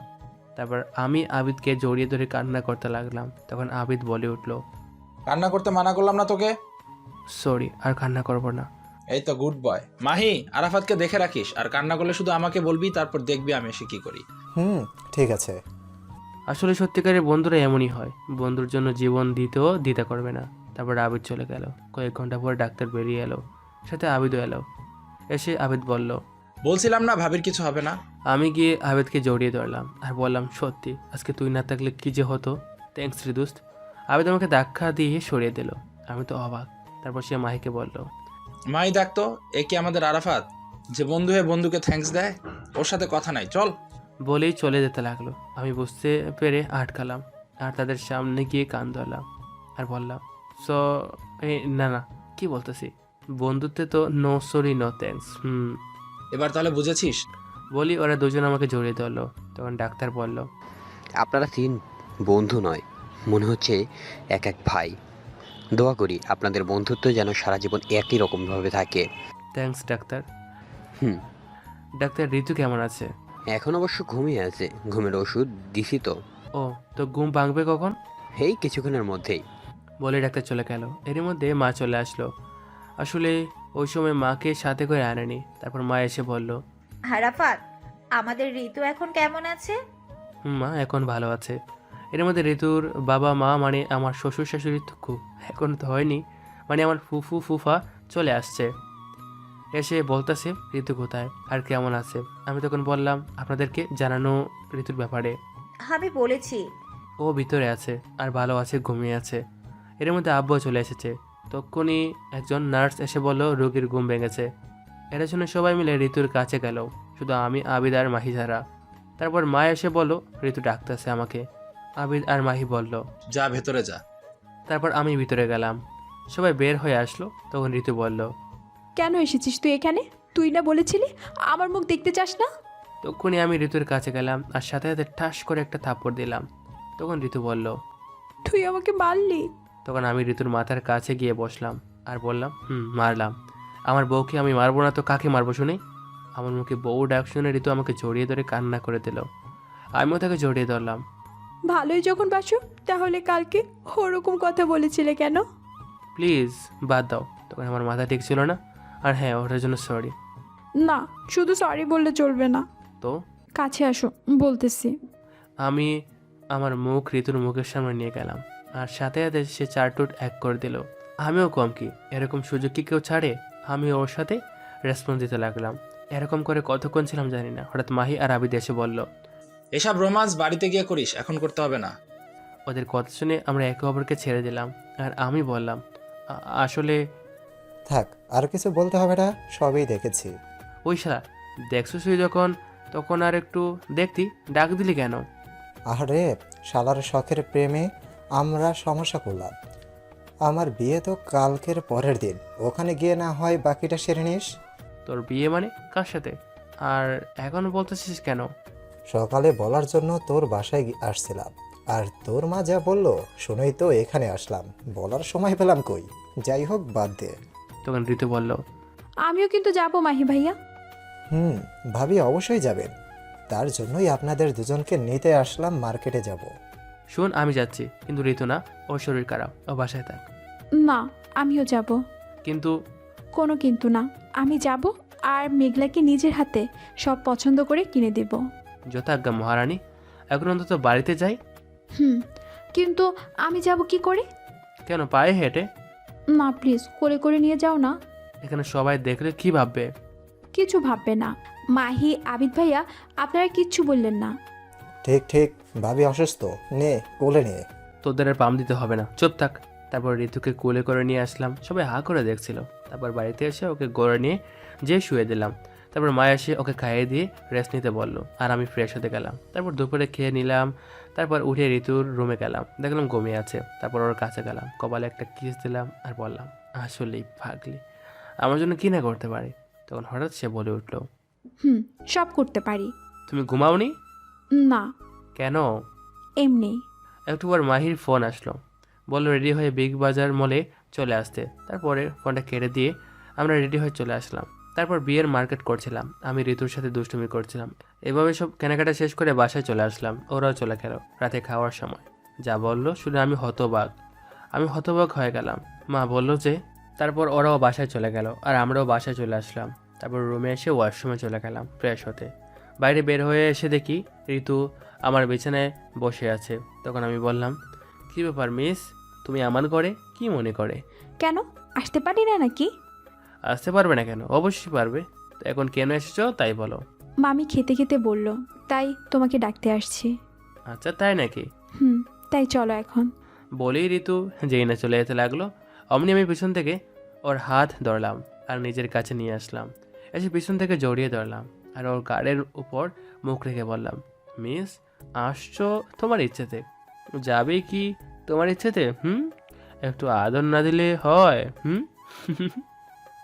দেখো, এখন কিছু করবে না আর হবেও না। কেউ এসে পড়বে, ছাড়ো প্লিজ। না, আমি কিছু শুনতে চাই না বলি ওকে আমার দিকে গড়ালাম। তখন ঋতু বলল, দেখো, ভালো হবে না কিন্তু। আর বলতে দিলাম না, তার আগেই চারটুট এক করে দিলাম। এভাবে 5 মিনিট ছিলাম। হঠাৎ ছোটো বোন এসে বলল, আমার ছোটো বোনের নাম সুইটি। হাই রে প্রেম রে, একজনকে বললো আরেকজনকে ডাক দিতে, সে ডাকতে এসে নিজে প্রেম করতে ব্যস্ত। সুইটির কথা শুনে আমরা একে অপরকে ছেড়ে দিলাম।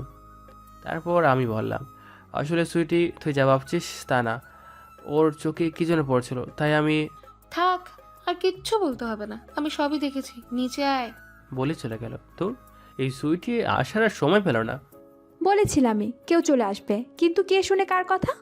ওইসে আর বলতে হবে না, নিচে চলো। এখন তো নিচে যাবে। বাস যে খাইলা, নিচে যাবা না? আমি বাস না, দাঁড়াও দেখাচ্ছি মজা। বলে ঋতুকে দৌড়তে গেলাম, ও দৌড়ে চলে গেল, সাথে আমিও গেলাম।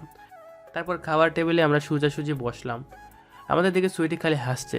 আমি ওর কানে কানে বললাম, "চুপ, এত হাসিস কেন?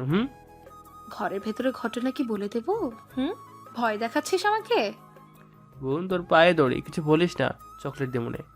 ওকে, মনে থাকে জানো। অবশ্যই। তারপর আমরা খেতে লাগলাম সবাই মিলে, আর আমি ঋতুর পায়ে সুরসুরি দিচ্ছি, ও খেতে পারতেছে না। এর মধ্যে মা হঠাৎ বলে উঠলো, আরাফাত শোন। মা বলো। বলছিলাম কি, ঋতু তো বড় হয়েছে, তো আমরা সবাই মিলে ঠিক করেছি ওরে বিয়ে দিব, তুই কি বলিস? মায়ের এই কথা শুনে আমি মনে হয় আকাশ থেকে পড়লাম। তখন আমি ঋতুর দিকে তাকালাম, দেখি সেও আমার দিকে তাকিয়ে আছে।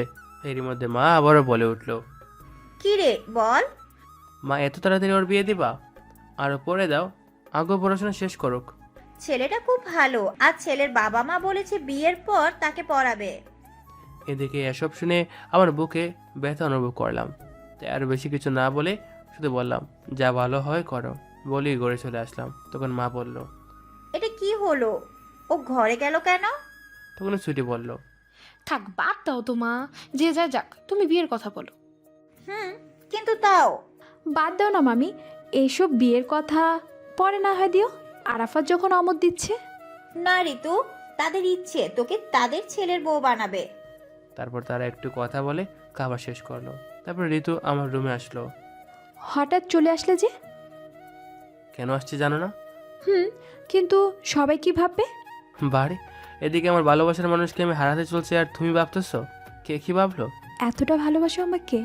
আমি আর কিছু না বলে ঋতুকে জড়িয়ে ধরলাম আর বললাম, আমি তোমাকে ছাড়া বাঁচবো না। আমিও। ঠিক আছে, আমরা মাহির বিয়ে হয়ে গেলে আমাদের ভালোবাসার কথা বলবো সবাইকে, ঠিক আছে? তারপর হঠাৎ মাহির ফোন আসলো। আমি ধরলাম, সে বলল, সকাল সকাল চলে আসিস কিন্তু, অনেক কাজ আছে। আমি বললাম ওকে। তারপর ফোন কেটে দিয়ে ঋতু ওর ঘরে চলে গেল।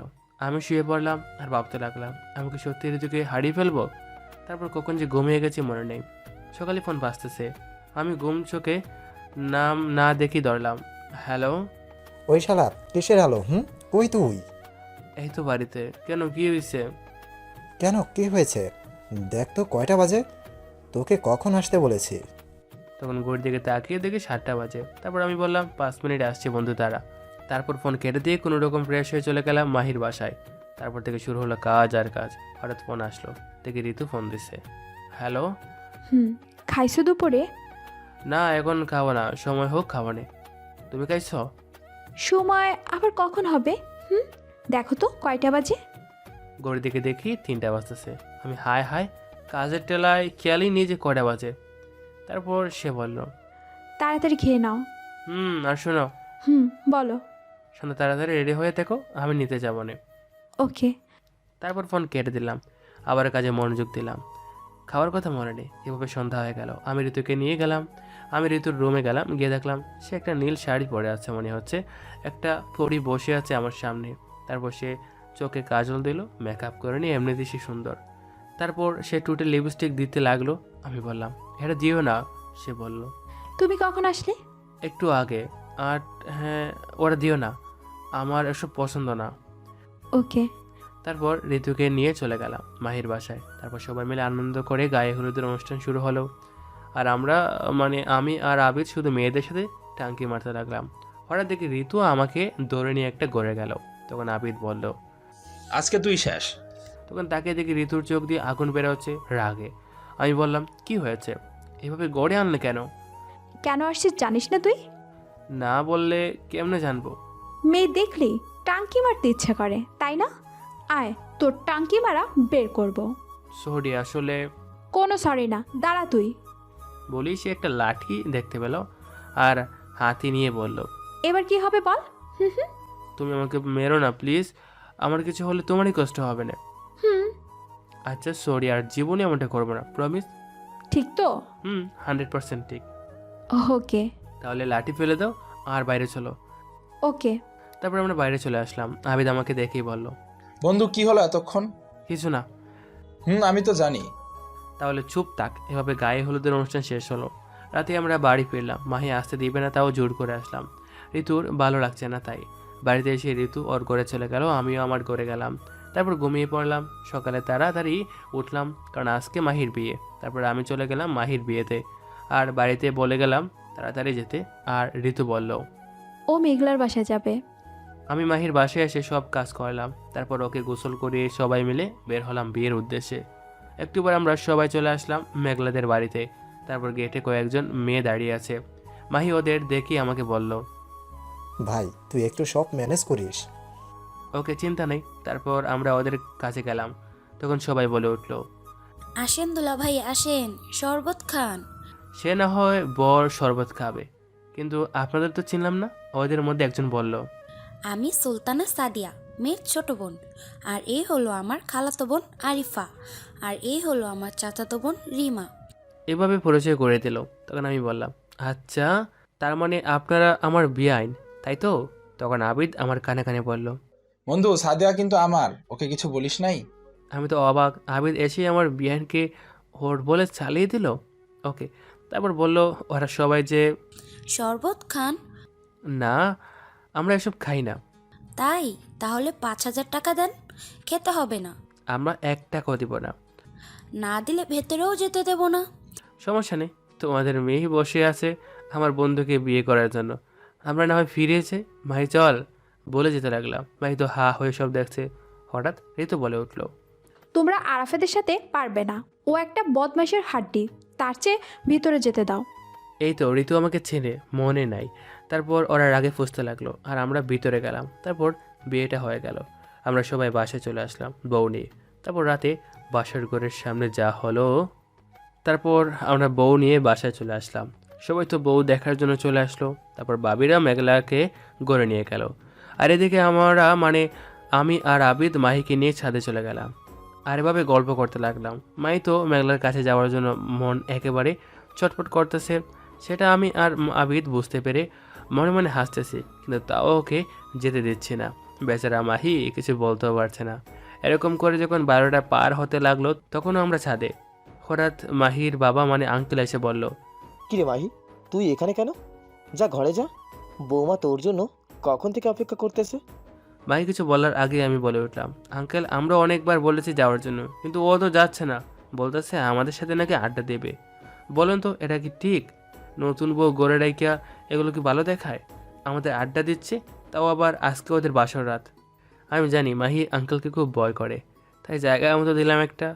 মাহি তো আমার কথা শুনে হা হা হয়ে গেছে। শালা তোরা নিজেরাই যেতে দিল না, আর এখন নিজেরাই বলতেছিস যেতে বলেছি। মাহি কিছু বলার আগে আঙ্কেল আবারও বলে উঠলো, কি হলো, এখনো এখানে দাঁড়িয়ে কি করিস? যা ঘরে যা। তারপর আঙ্কেল চলে গেল। মাহি আমাদের দিকে রাগে চোখে তাকালো আর বলল, আমাকে যেতে বলেছিস তাই না? আরে খুল খুল, এত রাগের কি আছে? আমরা তো একটু মজা করলাম, চল তোকে গড়ে দিয়ে আসি। আজকে আর কিছু বলবো না, পরে শোধ ঠিকই নেব, দেখিস। ওকে। তারপর আমরা মাহিকে ওর বাসর ঘরের সামনে নিয়ে আসলাম। এসেই তো দেখি ঋতু বাবিরা দরজা আটকে রাখছে। ভাই কিছু একটা কর, নইলে আজ আর আমার বাসর হবে না। আরে বেচারা, ওকে কিছু একটা করতেছি। হাজার হোক তুই আমার বন্ধু বলে কথা। তারপরে আমরা সবাই মিলে বাসর ঘরের সামনে গেলাম। কি দেব, বাসর করবি নাকি? মাহি কিছু বলছে না, শুধু আমার দিকে তাকাচ্ছে। আমি বুঝতে পারলাম ঘটনা, তাই বললাম, বাবি, এসব আবার ভালো লাগে নাকি? তোমরা কি করনি নাকি? জানো না বুঝি যে জিজ্ঞেস করতেছো? যদি নাই করে দেখো তাহলে বলো, আমি আর আবিদা আসছি তোমাদের জন্য। মাহিকে আজকে দিতে দাও, ওর বউ অপেক্ষা করতেছে। বাবিরা তো চারবি না, অনেক কষ্টে মাহিকে করে পাঠালাম। এর মধ্যে ঋতুর দিকে তাকিয়ে দেখি আমার দিকে চোখ লাল করে তাকিয়ে আছে। আমি তো ভয়ে শেষ। তারপর আর একটু মজা করে বাবিরা চলে গেল আর আমি আর আবিদও যেতে লাগলাম। হঠাৎ কোথা থেকে ঋতু এসে বলল, আবিদ ভাইয়া তুমি যাও, তোমার বন্ধুর সাথে আমার কথা আছে। আচ্ছা বলেই চলে গেল। তখন ঋতু আমার কলার ধরে একটা গড়ে নিয়ে গেল আর দরজা বন্ধ করে দিল। তখন আমি বললাম, কি ব্যাপার, দরজা বন্ধ করলে কেন? চুপ, একটাও কথা বলবি না তুই। আমি বুঝলাম সে এখন রেগে আছে। রেগে আছো? দাঁড়া, তোর মজা দেখাচ্ছি। বলি আমার গলা চেপে ধরলো। ছাড়ো, কি করছো? লাগছে তো, মরে যাব। যা তুই মরেই যা, তুই মরে গেলে আর ভাবিদের সাথে টাঙ্কি মারতে পারবি না। আচ্ছা আর কখনো এমন হবে না, প্লিজ ছেড়ে দাও। কিন্তু সে ছাড়ছে না, তাই আমি বাধ্য হয়ে ওর মাথার পিছনে হাত দিলাম আর চুল মুঠো করে ধরে চারটুট এক করে দিলাম। আমার এমনটা করে ঋতু মনে হয় বরফ হয়ে গেল। একটু পর আমি তাকে ছেড়ে দিলাম। একটু পর শান্ত হয়ে ঋতু আমাকে বলল, কেন করো তুমি এমনটা? জানো না তোমার পাশে অন্য কাউকে ভাবতেও পারি না আমি, আর তুমি কি না। আমি তখন ঋতুকে জড়িয়ে ধরলাম। তারপর ওকে বললাম, আরে পাগলি, আমি তো মজা করে সবার সাথে, তুমি বুঝো না? আর হ্যাঁ, আমি কখনোই তোমাকে ছাড়া অন্য কাউকে ভালোবাসবো না, প্রমিস। আর তোমাকে কখনো ছেড়েও যাবো না। কিন্তু তাও এসব আর তুমি করবে না। আচ্ছা ঠিক আছে। তো রাতে তো খাওনি তাই না? সেটা আমি জানি। তুমি দাঁড়াও, আমি খাবার নিয়ে আসছি। বলেই সে নিচে চলে গেল খাবার আনতে। আমি তখন ভাবতে লাগলাম, আসলে এই পাগলিটা আমাকে অনেক ভালোবাসে। একটু পর ঋতু খাবার নিয়ে আসলো আর বলল, খেয়ে নাও। খাবো না। কেন? যদি কেউ খাইয়ে দেয় তো তাহলে খেতে পারি। ওই, আমি কি তোমার বউ নাকি যে খাইয়ে দিব? বউ তো আর শুধু বউ না, আমাদের ভবিষ্যৎ সন্তানের আম্মু তুমি। বলি পিছন থেকে জড়িয়ে ধরলাম। হয়েছে, এখন ছেড়ে দাও আর আসো তোমাকে খাইয়ে দিই। তারপর ঋতু আমাকে আর আমি ঋতুকে খাইয়ে দিলাম, কারণ আমি জানি সেও খায়নি। তারপর ঋতু আমাকে গুড নাইট দিয়ে মাহির সব কাজিনদের কাছে গেল ঘুমাতে। আর এদিকে আমরা কয়েকজন বন্ধু মিলে ঘুমিয়ে পড়লাম। ওইদিকে মাহি আর মেঘলা ভালোবাসার সাগরে ডুব দিছে, কারণ আজকে তাদের ভালোবাসা সম্পন্ন হলো। সকালবেলা আমরা সবাই ঘুম থেকে উঠে কাজ করতে লাগলাম। এভাবে সকাল থেকে দুপুর হতে লাগলো। মেয়ের বাড়ির লোকজন সবাই আসতে লাগলো। আবিদের তো কোনো খবরই নাই, কারণ সাদিয়া আসছে না, ওর সাথেই ব্যস্ত। তারপর দুপুরে খাবার খাওয়ার পর সবাই চলে যেতে লাগলো। আর এদিকে আবিদ সাদিয়ার নাম্বার নিছে। আর হ্যাঁ, সাদিয়াও আমাদের কলেজে পড়াশোনা করে, সেও আমাদের 1 বছর বড়। আমি বুঝতেছি না আমাদের 3 বন্ধুর কপালে কি শুধু সিনিয়র মেয়ে আছে নাকি। তারপর এভাবে দিন চলে গেল, আমরাও বাসায় চলে আসলাম। তারপর থেকে আমরা আমি আর ঋতু একসাথে কলেজে যাই আসি। মাহি আর মেঘলাও একসাথে আসে যায়। আবিদও সাদিয়াকে পটানোর চেষ্টা করতেছে। এভাবে কয়েকদিন চলে যায়। আজকে রবিবার, কলেজে এসে আবিদ বলল, বন্ধু আজকে আমি সাদিয়াকে প্রপোজ করব। ওকে করিস। বন্ধু তুই একটা ভালো করে প্রপোজ বলে দে না প্লিজ। শেষমেশ আমাকে আবার দলি ধরা। দে একটা বলে, এত করে বলতেছে। তুই চুপ কর। দে না দোস্ত প্লিজ। ওকে দিতেছি, বেশি নাটক করতে হবে না। তারপর আমি আবেদকে প্রপোজ করে দিলাম। ও তো সেই খুশি। একটু পর সাদিয়া আসলো। সাদিয়া আমাদের কাছে আসলো, তখন আবিদ ওর সামনে হাঁটু গেড়ে বসে একটা গোলাপ ফুল সামনের দিকে ধরে বলল প্রপোজের কথা, যা আমি শিখিয়ে দিলাম। দেখেছি তোমার প্রথম যেদিন পড়েছি তোমার প্রেমে, থাকতে পারছি না আর তোমাকে তো ছেড়ে। ভালোবাসি তোমায়, ছেড়ে যাব না কখনো, তুমি ফিরিয়ে দিও না। আমাকে বড্ড বেশি ভালোবাসি তোমায়, তাই ভালোবাসার কথা বলতে করছি না তো দ্বিধা। তুমি শুধু আমার, আই লাভ ইউ সাদিয়া। তারপর সাদিয়া আবিদের ফুলটি নিল আর প্রপোজ অ্যাকসেপ্ট করলো। তারপর তারা একে অপরকে জড়িয়ে ধরলো। একটু পর আমি বললাম, হইছে, এখন তো ছেড়ে দে, এটা কলেজ। তারপর তারা একে অপরকে ছেড়ে দিল। তারপর আমি আবারও বললাম, চল আবিদ, আজকে তুই আমাদের খাওয়াবি, সেই দিন আমার থেকে খাইছিলি। ঠিক ঠিক, চল। তারপর সবাই মিলে রেস্টুরেন্টে গেলাম। সেখান থেকে খাওয়া দাওয়া করে সবাই যার যার জেফ নিয়ে ঘুরতে বের হলাম। ওরা ওদের মনে চলে গেল, আর আমি আর ঋতু আমাদের মতো। এভাবে সন্ধ্যার সময় বাসায় আসলাম। বাসায় আসতে মা ডাকছিল, তাই উনার রুমে গেলাম। তখন মা বলল, দেখ তো ঋতুর জন্য ছেলেটা কেমন হবে। আমি না দেখেই বললাম, বাদ দাও না, আমাকে এসব দেখাচ্ছ কেন? তোমরা যা হয় করো। আরে একবার তো দেখ, তুই তো ঋতুর একটা ভাই, তাই না? মায়ের জোড়াজুড়িতে আমি ছবিটা দেখলাম। বোর দেখে আমার চোখ ছানাবার হয়ে গেল, যে ছেলেটা। তারপর মায়ের জোড়াজুড়িতে আমি ছবিটা দেখলাম, আর দেখি আমি হা হয়ে গেলাম। একবার ছবির দিকে তাকাচ্ছি তো একবার মায়ের দিকে তাকাচ্ছি। মা দেখি হাসতেছে। তখন মা বলল, কি ভেবেছিস আমরা কিছু বুঝি না? আর সুইটি আমাদের সবই বলেছে। আরে গাদা, তুই না বললে কি আমরা তোর সাথে ঋতুর বিয়ে দিতাম? আরে সেজন্যই তো ঋতুকে আমাদের এখানে আনছি। কি? হুম। মা সেটা ঠিক আছে, কিন্তু ঋতুকে এসব বলবে না, ওকে? কেন? সারপ্রাইজ দেব। ওকে। আমি আর কিছু না বলে ঘরে চলে আসলাম। এসে ফ্রেশ হয়ে ঋতুর রুমে গেলাম। দেখলাম ও মাত্র ফ্রেশ হয়ে এসে আয়নার সামনে বসে আছে। আমি চুপি চুপি ওর কাছে গেলাম আর পিছন থেকে ওকে জড়িয়ে ধরলাম। ও কেঁপে উঠলো আর বলল, কে কে? উফ, আমি তোমার পিচ্ছু হবু বর্গ। ভয় পাইছো নাকি? ভয় পাবো না কেন? এইভাবে হুট করে কেউ জড়িয়ে ধরে? সরি, কিন্তু কি করব বলো, তোমাকে দেখলে নিজেকে যে সামলাতে পারি না। তাই তো মশাই, আমাকে যদি পেতেই চাও তো শাশুড়ি মা থুকু মামিকে আমাদের ভালোবাসার কথা বলতে হবে না? না থাক, বলবো না মাকে। কেন? বলি আর কি হবে বলো, বিয়ে তো আর দিবে না, তার চেয়ে বরং তোমার যার সাথে বিয়ে দিতে চায় তাকে বিয়ে করো, সুখে থাকবে। তুমি এসব বলতেছো? কেন?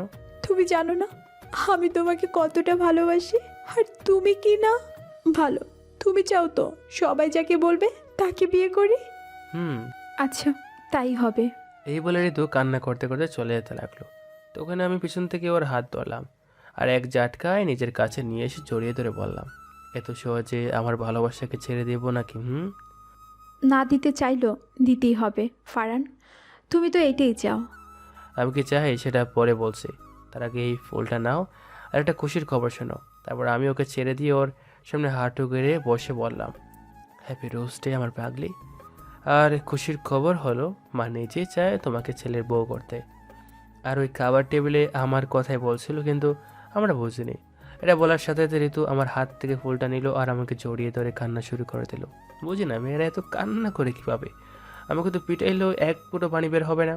তারপর আমি তাকে বললাম, এই পাগলি, কান্না করতেছো কেন? জানো আমার কতটা কষ্ট হচ্ছিল যখন তুমি এসব বলেছিলে। আহারে, শয়তান পাজি। বলি আমার বুকে কিল মারতে লাগলো। আহা, কি করছো? মারছো কেন? লাগছে তো বাবা। লাগুক, আমার বর আমি মারবো, আবার আমি তার সেবা করব। তোমার কি? হুম তাই না? হুম তাই।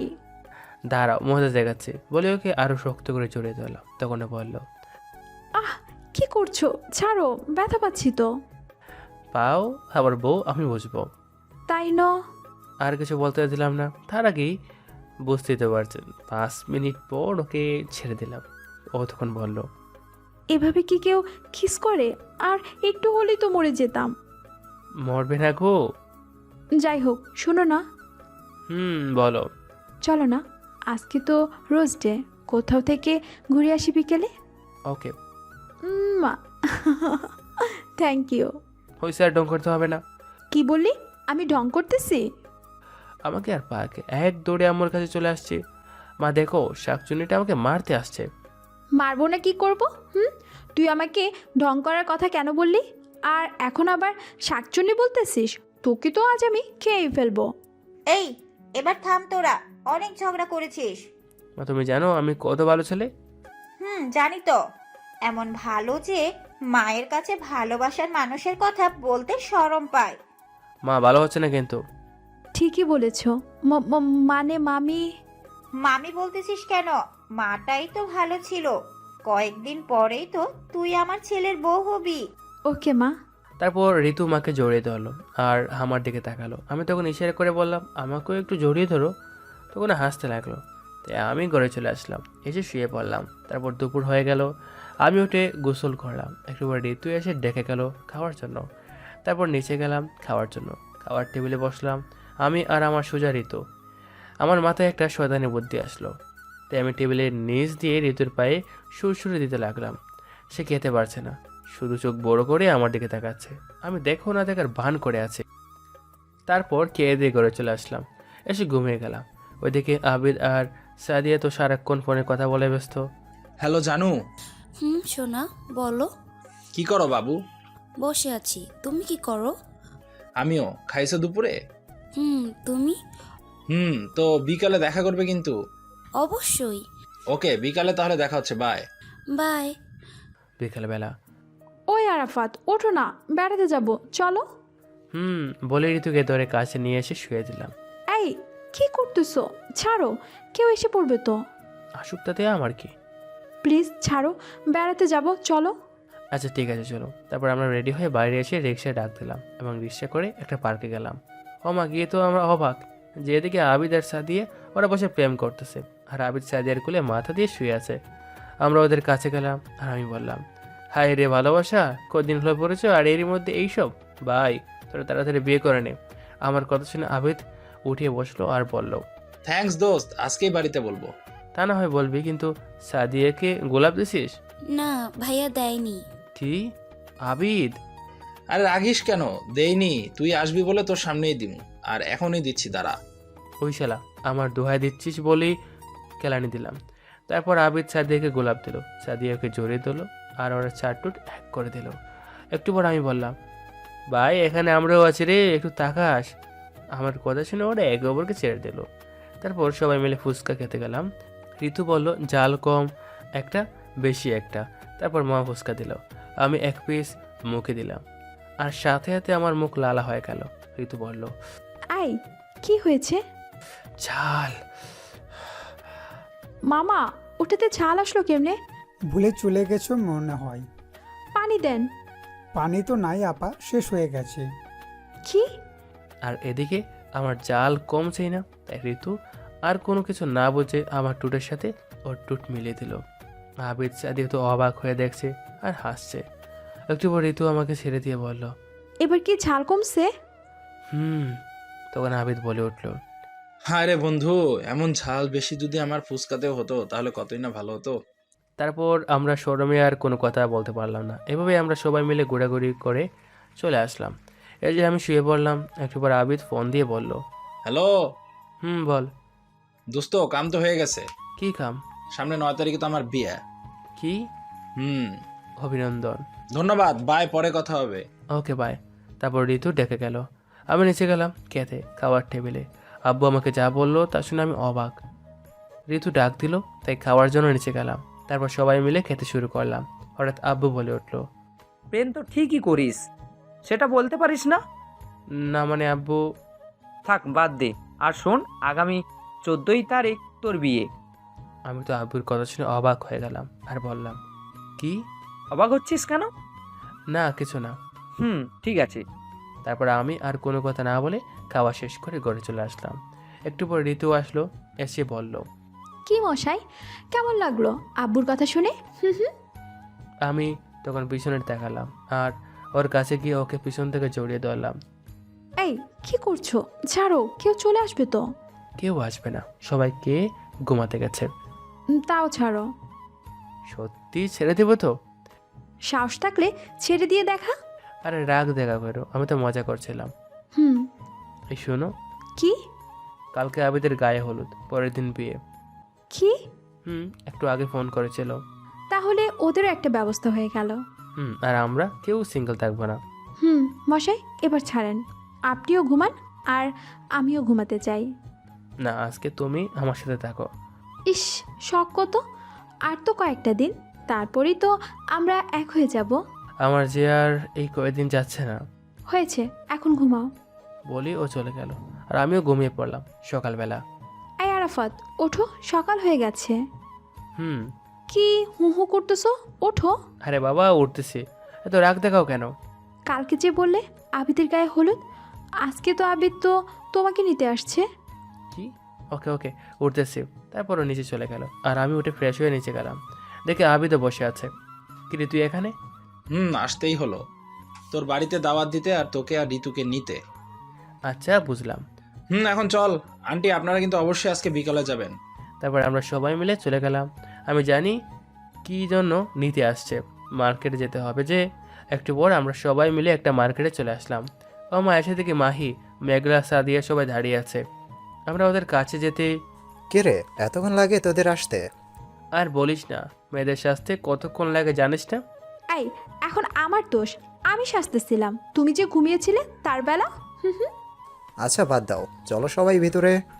তারপর সবাই মিলে বিয়ের মার্কেট করে বাসায় চলে আসলাম, কারণ বিকালে আবার গায়ে হলুদ। তারপর বাসায় আসার সময় বলে আসলাম 14 তারিখ আমার আর ঋতুর বিয়ে। সবাই অভিনন্দন জানালো। তারপর বাসায় চলে আসলাম। বাসায় এসে গোসল করে খাওয়া দাওয়া করলাম। তারপর ঘুমিয়ে গেলাম। আসলে আমার শরীরটা খারাপ লাগতেছে, তাই আর ওর বাড়ির কোনো কাজে গেলাম না। বিকালে তাড়াতাড়ি করে আমি আর ঋতু ওদের বাড়িতে চলে আসলাম। বাবা মা আজকে নাকি যাবে না। তারপর থেকে আমিও টুকটাক কাজ করতে লাগলাম। এভাবে সন্ধ্যা হয়ে গেল আর তারপর থেকে গায়ে হলুদের অনুষ্ঠান শেষ হলো। রাতে আমরা আর বাড়িতে আসলাম না। পরদিন সকালে তাড়াতাড়ি ঘুম থেকে উঠে আমরা সবাই কাজ করতে লাগলাম। তারপর দুপুরে প্রায় হয়ে গেল। আমরা বড় নিয়ে চলে গেলাম সাদিয়াদের বাসায়। তারপর বিয়েটা হয়ে গেল। সবাই বউ নিয়ে চলে আসলাম। রাতে আমি আর মাহি মিলে অনেকক্ষণ আবিদের সাথে মজা করে বাসর ঘরের কাছে আসলাম। এসে থেকে বাবিরা দাঁড়িয়ে আছে। তারপর তাদের কোনো মতে বুঝিয়ে আবিদকে ঘরে ঢুকে দিলাম। তারপর কি হলো আবিদ আর সাদিয়া জানবে, কারণ আমি তো ভিতরে যাইনি, তাই বলতে পারবো না। শুধু এতটুকুই জানি ওরা সুখের সাগরে ভাসছে। এভাবে কয়েকদিন চলে গেল আর 2 দিন পর আমার বিয়ে। ভাবতেই আমার কেমন জানি লাগতেছে। তারপর আমি মাহি আর আবিদের বাসায় চলে গেলাম। তারপর ওদের বাসায় সবাইকে দাওয়াত দিতে ওদের নিয়ে চলে আসলাম মার্কেটে। সাথে ঋতু, সাদিয়া ও মেঘলাও ছিল। তারপর সবাই মিলে মার্কেট শেষ করে বাসায় চলে আসলাম। ওদের বললাম কালকে তাড়াতাড়ি চলে আসতে, কারণ বিকালে আমার গায়ে হলুদ। বাসায় আস্তে আস্তে বিকাল হয়ে গেল, তাই এসে গোসল করে খাওয়া দাওয়া করে ঘুমিয়ে পড়লাম। রাতে ঋতু ডাকলো খাওয়ার জন্য, তাই ঘুম থেকে উঠে নিচে গেলাম খাওয়ার জন্য। তারপর আমি রুমে আসলাম, জানি ঋতু আসবে, তাই দরজার পেছনে লুকালাম। ঠিক একটু পর ঋতু আসলো ঘরে। যেই না সে ঘরের ভিতরে পা দিছে, আমি পিছন থেকে দরজা বন্ধ করে দিছি। ও সেই বই পাইছে আর বলতেছে, আই কি করতেছো? দরজা বন্ধ করলে কেন? দরজা খুলে দাও। চুপ, কোনো কথা নয়। তারপর আমি আস্তে আস্তে তার কাছে যেতে লাগলাম, সে পিছাতে লাগলো। একসময় সে খাটে পড়ে গেল, আমিও ওর উপর শুয়ে পড়লাম আর বললাম, এবার কোথায় যাবে? দেখো প্লিজ, এমনটা করো না, আর তো একদিন। ভয় পাইছো নাকি? দূর পাকলি, আমি তো মজা করছিলাম। ভয় পাবো না? এরকম মজা কেউ করে? আচ্ছা সরি। তাড়াতাড়ি ঘুমিয়ে পড়ো। বলিও চলে গেল আর আমি ঘুমিয়ে পড়লাম। পরদিন সকালে ঋতু এসে আমাকে ডাক দিল। আমি ঘুম থেকে উঠে ফ্রেশ হয়ে নিচে গিয়ে দেখি বাড়িটা সুন্দর করে সাজানো হয়েছে। মাহি আর আবিদকে দেখলাম খুব কাজ করতেছে। আমার তো কোনো কাজই নেই। এভাবে সন্ধ্যা হয়ে গেল আর গায়ে হলুদের অনুষ্ঠান শুরু হলো। আমরা সবাই খুব মজা করলাম। রাতে আমি আর ঋতু, আবিদ আর সাদিয়া, মাহি আর মেঘলা সবাই মিলে খুব নাচ করলাম। আসলে ঋতু আমাদের এখানে থাকছে, তো তাই এখান থেকেই বিয়েটা হচ্ছে। তারপর সবাই যার যার মতো করে ঘুমিয়ে পড়লাম। পরদিন সকালে তাড়াতাড়ি ঘুম থেকে উঠলাম, কারণ আজকে আমার বিয়ে। তারপর ফ্রেশ হয়ে ঋতুর রুমে গেলাম। দেখলাম কয়েকজন মিলে ঋতুর সাথে মজা করতেছে। আমাকে দেখে একজন বলল, আরে দুলা ভাইজি, আসেন আসেন, বউকে ছাড়া মন ছটফট করছিল বুঝি। বাকিরাও হাসতে লাগলো। আমি কোনো কথা বললাম না, সোজা নিচে চলে আসলাম। তারপর দুপুর হয়ে গেল, আমাদের বিয়েটা হয়ে গেল। এখন শুধু ভাবতেছি রাত কখন হবে। তারপর রাত হয়ে গেল, কিন্তু মাহি আর আবিদ আমাকে নিয়ে ছাদে গেল, বলতেছে চল আড্ডা দেবো। আমি আগে জানতাম ওরা এমনই করবে, কারণ আমিও যে ওদের সাথে এমনটা করেছি। রাত 1টা বাজবে এমন সময় আব্বু আসলো, এসে বলল, কিরে ঘরে বউ রেখে এখানে কি করিস? যা ঘরে যা। ওরা তখন বলল, আঙ্কেল অনেকক্ষণ থেকে আমরাও বলছি, শুনছে না। দিল একটা বাস জায়গা মতো। তারপর আমি আমার বাসর ঘরের সামনে দাঁড়িয়ে আছি। ভিতরে যেতে কেমন জানি লজ্জা করতেছে। তারপর কোথা থেকে বাবিরা আর ওই হারামি দুইটা এসে ধাক্কা দিয়ে করে ঢুকিয়ে দিল আর বলল, সাবধানে বেড়ালটা মারিস। তারপর আমি ভিতরে ঢুকে দরজা বন্ধ করে দিলাম। ঋতু এসে আমার পা ধরে সালাম করলো আর বলল, যাও উজু করে আসো, 2 রাকাত নফল নামাজ পড়বো। তারপর আমি অজু করে আসলাম। তারপর নামাজ পড়লাম এবং ওখান থেকে ঋতুকে কোলে তুলে বিছানায় নিয়ে গেলাম। তারপর তাকে শুয়ে দিলাম, চাটুট এক করে দিলাম এবং আমি ঋতুর বুকের উপর থেকে শাড়ির আঁচল সরিয়ে দিয়ে ওর বুকে মুখ ঢুকে দিলাম। হয়েছে, অনেক পড়ছেন ভাই, আমাদেরও তো শরম বলতে কিছু আছে নাকি? আর এভাবেই আমি আর ঋতু ভালোবাসার সাগরে বাঁচতে লাগলাম, কারণ আমাদের ভালোবাসা আজকে পবিত্র বন্ধনে আবদ্ধ হলো। ধন্যবাদ সবাইকে এতক্ষণ ধরে আমাদের সাথে থাকার জন্য।